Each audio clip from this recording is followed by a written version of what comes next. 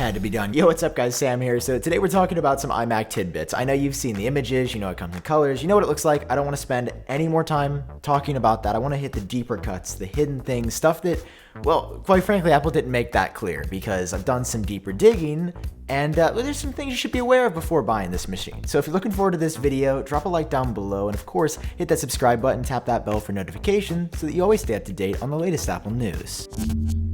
Alright, so first up, there is actually a couple different options you can get on the iMac. You know, you can get the stand option. Boring. That's what I'm going to end up getting. Or you can get the VESA stand. I think it's VVV. This isn't like a new technology or anything. It's just simply Apple adding compatibility on the newest M1 iMac. And it's pretty dope. Like in professional setups, you can mount it to a wall, sort of like mounting a TV to a wall rather than just having it on the stand. I mean, I'm going with the stand option, like I said, but if you're in a professional environment and you want it, there is an option. It's just hidden, and like the regular iMacs, it's not available to purchase just yet. It goes on sale April 30th. But second is a pretty big deal. Apple has removed the SD card reader. I mean, as somebody who uses the SD card slot on a daily basis, this is pretty wild. Obviously, you'll be able to use an adapter or like dongle to make this work, but I am super disappointed that they couldn't even put it on the side of the computer. Like the SD card slot, come on guys, it's pretty essential. Next up, I don't know why it took me so long to notice this, but there's no logo on the front. Like there's a big bezel for a logo, like, you know, right?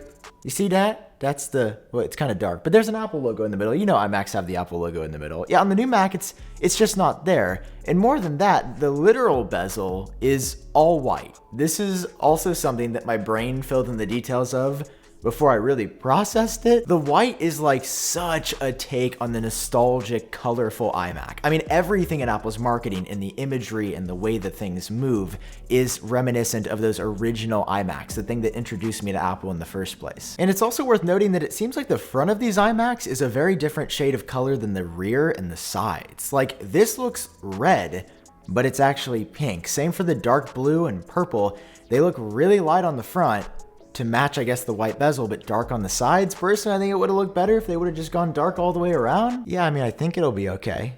I think it'll be okay. Just a white bezel.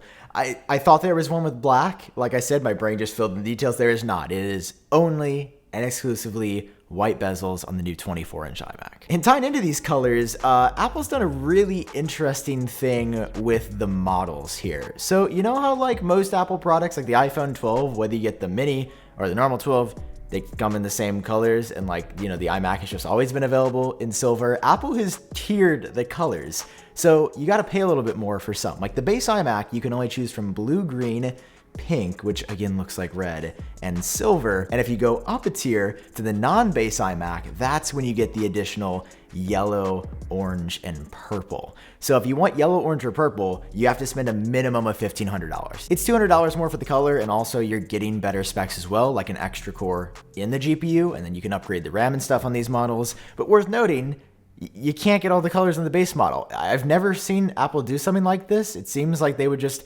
unveil all the colors at once.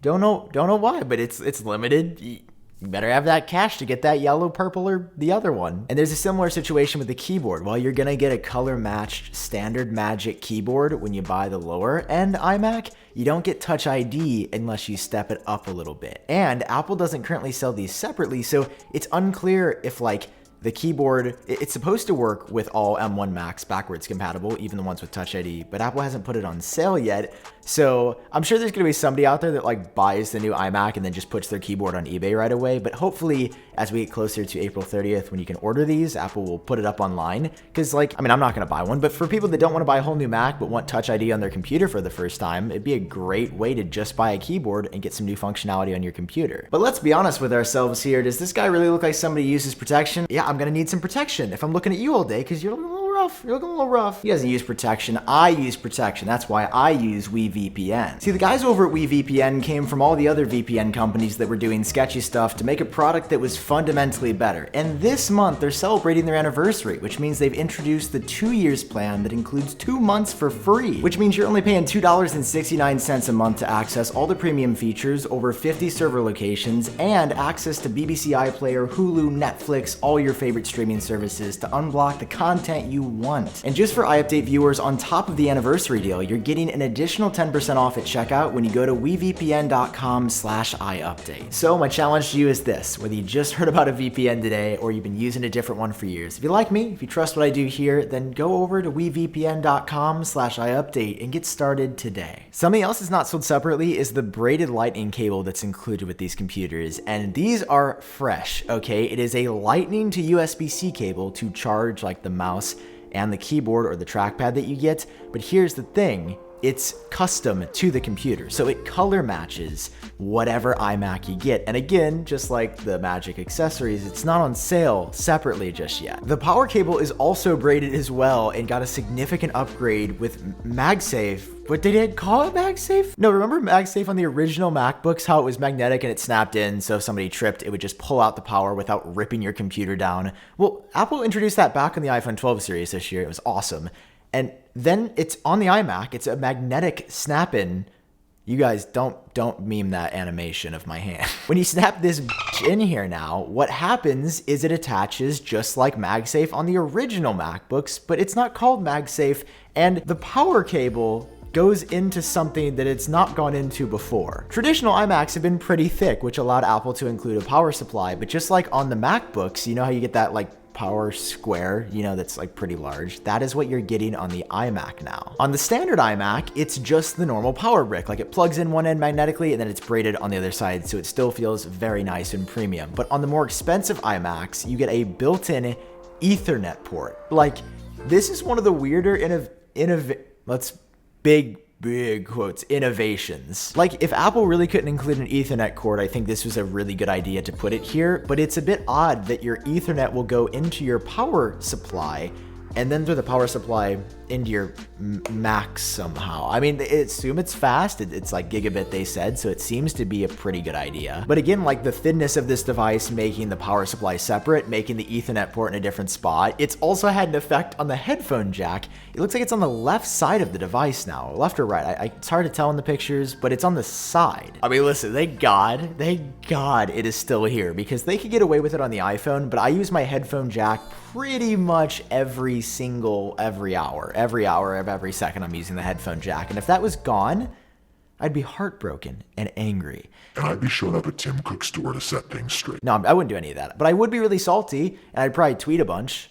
I mean, how else do you make a change like this feel better? And the final two tidbits I got for you are for RAM and storage. It maxes out at 16 gigabytes of RAM still. I was really hoping that between November and now, 5 months, you know, that's the max of like the M1 Mac Mini or the M1 MacBook Pro or MacBook Air. I was hoping we'd get 32 gigs in here, but it's not the case. It's 16 gigabytes unified memory. It's a lot. Like when you hear 16 gigs, it seems low, but I mean, it makes sense because this is replacing the base iMac, not the more expensive 27-inch. And storage maxes out at 2 terabytes. I was prepared to go 4 terabytes when I buy my machine because, of course, 100%, I'm getting like 12 of these. I've wanted it for so long. 2 terabytes is what I have in my like main, not this one, but my other iMac that I use to edit right now. And it's like enough, but I was hoping for 4 terabytes. So maybe that's an expansion that comes in the future.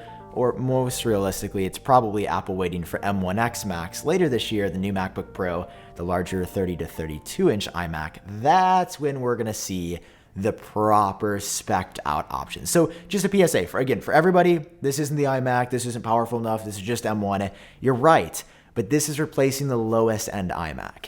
Apple didn't get rid of the 27-inch, they still sell it. That's coming later. Right now we have M1, and I am very appreciative that we have this. Like, I mean, this is gonna blow every other desktop all-in-one out of the water. Those are the tidbits I have for you today. I hope you guys enjoyed this one. If you did, drop a like down below. Hit subscribe for more. I've been Sam. I love all of you so much, and I'll catch you in my next video.